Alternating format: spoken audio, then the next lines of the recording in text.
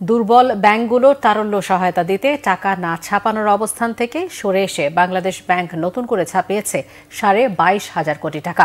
Bangladesh bank governor doctor Ahsan H Mansur জানিয়েছেন, রবিবার থেকে গ্রাহকরা চাহিদা মতোই টাকা পাবেন। তবে সবাই টাকা নিতে গেলে কোনো ব্যাংকই দিতে পারবে না। গ্রাহকের আমানত নিয়ে চিন্তার কিছু নেই, এটি নিয়ে মাথা ব্যথা কেন্দ্রীয় ব্যাংকের বলেও জানান তিনি। গোলাম মাইনুল হাসানের রিপোর্ট। বিগত আওয়ামী লীগ সরকার ঘনিষ্ঠদের ব্যাংক খাতে লুটপাটে অনেক ব্যাংকের অবস্থাই খারাপ। বিশেষ করে এসআলম গ্রুপ ও সালমান এফ রহমানের পাহাড় সমান অনিয়মে বেশ কয়েকটি ব্যাংক গ্রাহকদের টাকা পর্যন্ত দিতে পারছে না। বৃহস্পতিবার কেন্দ্রীয় ব্যাংকের সংবাদ সম্মেলনে governor doctor Ahsan H Mansur আশ্বস্ত করলেন গ্রাহকদের। জানান, ব্যাংক খাতে অস্থিরতা দূর করতে চায় কেন্দ্রীয় ব্যাংক।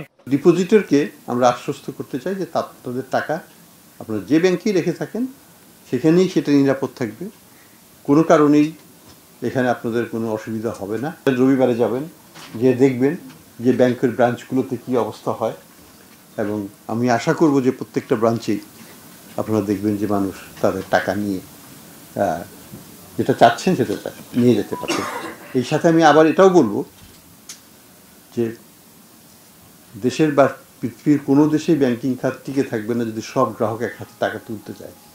কোনো ব্যাংকের পক্ষেই কোনো দেশেই এটা টিকে থাকা সম্ভব না। কাজে আমি গ্রাহকদের বলবো, আপনাদের টাকা নিরাপদ জায়গায় আছে, নিশ্চিন্তে থাকুন। এটা নিয়ে মাথা ব্যথা আমাদের, আমরা এটাকে সলভ করব। তিনি জানান, অর্থ না ছাপানোর অবস্থান থেকে সাময়িকভাবে সরে এসেছে কেন্দ্রীয় ব্যাংক। গ্রাহকের কথা চিন্তা করে দুর্বল 6টি ব্যাংকে দেওয়া হলো নতুন টাকা। আমি একটা কথা বলেছিলাম যে টাকা ছাপাবো না, সেখান থেকে আমি সাময়িকভাবে সরে আসছি, কিন্তু পুরোপুরিভাবে নয়। ইনিশিয়ালি ইতিমধ্যেই 22,000 কোটি টাকার উপর আমরা দিয়েছি, এবং আমরা মনে করি যে এটাই যথেষ্ট হবে, প্রয়োজনে আরও দেওয়া যাবে, কোনো অসুবিধা নেই।